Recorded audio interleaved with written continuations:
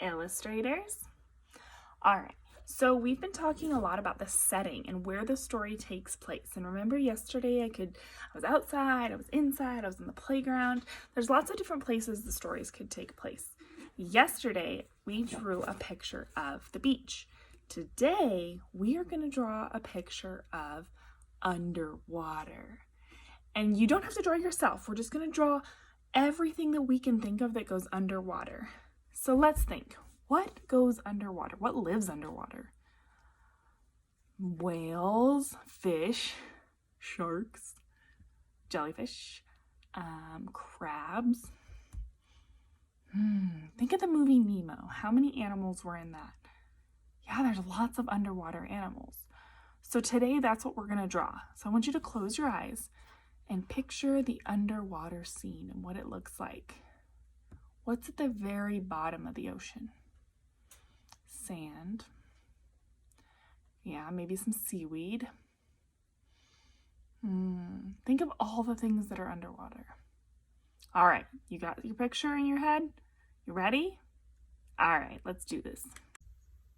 All right, so the first thing we want to do is write the word underwater. Now that is a very, very big word, so we are going to write it one time. If you want to write it more than once, you can. We're going to start with once. Underwater. Now, if you don't know, I want you to get out your alphabet chart, and I want you to think about what says umbrella. A U. Very good. All right, so we're going to write the letter U.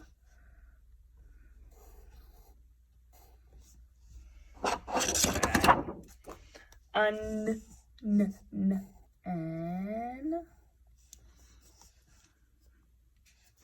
D.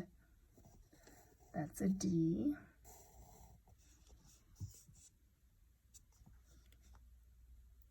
E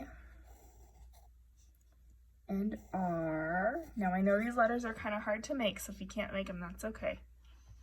Under, and then I'm going to jump down here to write the word water. 1, 2, 3, 4. W. A is a circle with a stick.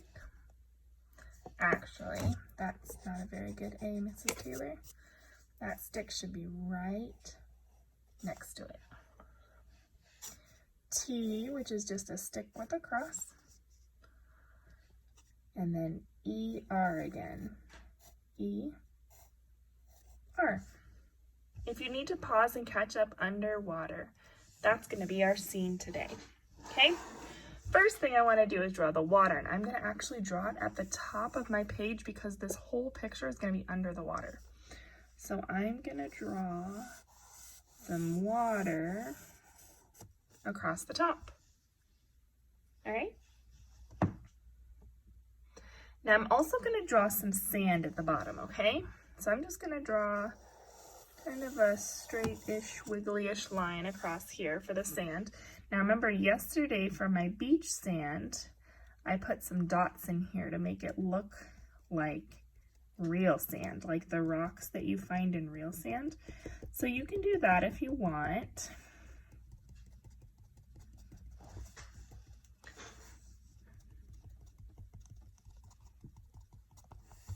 Okay, now I'm gonna draw some seaweed, and seaweed blows underwater like this. It's very wiggly, so I'm gonna draw a wiggly line up and then a wiggly line back down. And they don't even have to be the same. And then I'm gonna do another wiggly line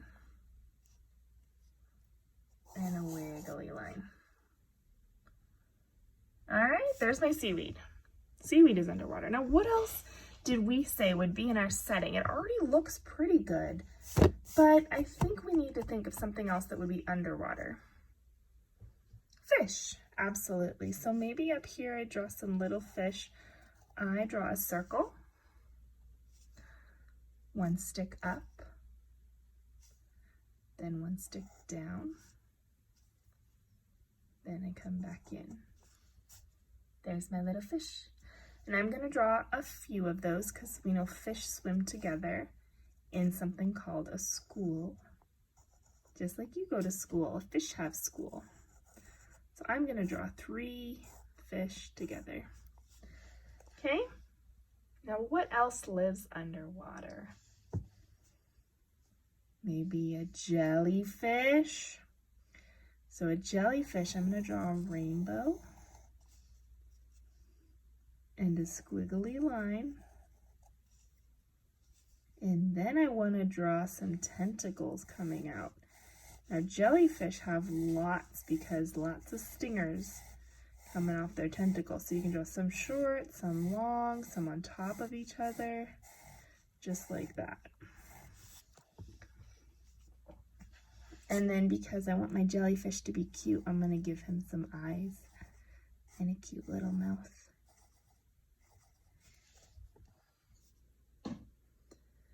Now it already looks like pretty good, like an underwater scene, right? But we want to add more detail. Very good. So on this side, I'm actually going to draw some more seaweed because that was easy for me. So I'm going to draw some more coming up.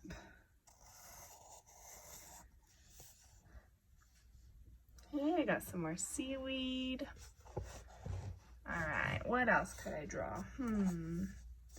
Maybe a shark, but I don't know how to draw a shark very well, but I think I should try. What do you think? All right, I'm gonna start with an oval body.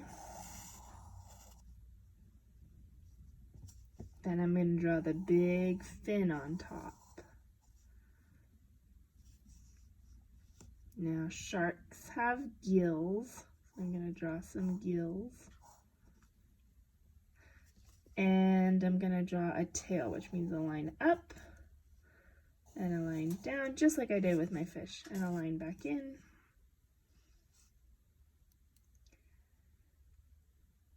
Now sharks also have fins coming out this way, huh? And it's not gonna look like a shark unless I give him some teeth. So I'm gonna draw some zigzag lines like this. And an eyeball, and there's my shark. That wasn't too bad. A circle and some straight lines. All right. And Mrs. Taylor likes to draw crabs too, so I'm going to draw a crab down here. See if you can follow along with me. We're going to draw an oval or a circle. I'm going to draw 2 sticks on top of that. On top of those sticks, you're going to draw a circle and another circle. Those are his eyes, so we're going to color in a smaller circle in there too.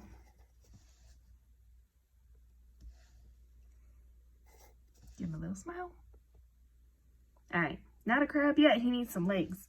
Crabs have 8 legs, so we're going to go up, down 1, up, down 2. Actually, they have 6 legs. Up, down 3, up, down 4, up, down 5, up, down 6. And the reason they have 6 legs is because they also have pinchers. I'm going to have an arm coming up. And then this is kind of a hard shape to draw, but I'm going to make it look like a leaf shape with a line in the middle. And another one on the other side. Arm up with a leaf shape. So watch, I just make like a curve and a curve. And then a line in the middle. And there's my little crab. This is my underwater scene. Now, it looks good, but it needs a little bit more detail of color, right? All right, let's see if I can make it color. So now I have a lot more detail, and you can tell that my picture is underwater. What's really important is that I use the blue to simulate water, but I didn't color over my fish or over my animals. I went around them.